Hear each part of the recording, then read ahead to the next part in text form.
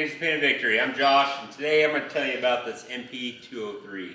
NP203 came in a bunch of 70s trucks, both half-ton and three-quarter ton.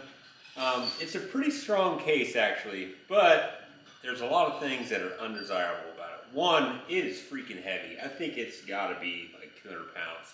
I'll put text on the screen of the actual weight, but I'm pretty strong. I can barely get this guy on the bench.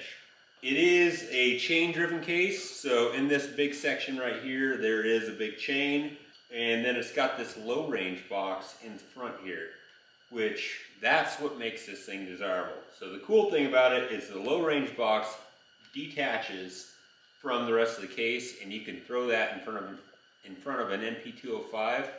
Then you got yourself a 2-to-1 and 4-to-1 low range, which is pretty sweet. Another reason why this case kind of sucks is it's a full-time case. So it does have like a lock versus unlocked feature depending on where you shift it. So you got 4-high lock and 4-high, but you're always in 4-wheel drive. So it's going to eat at your fuel economy.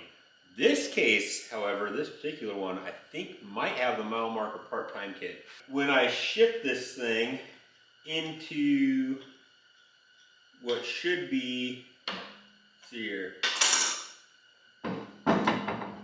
Yeah, see, I'm spinning this front output and the rear is not spinning at all. Now we're in 4-wheel. So I think this actually has a part-time kit in it, which is kind of cool.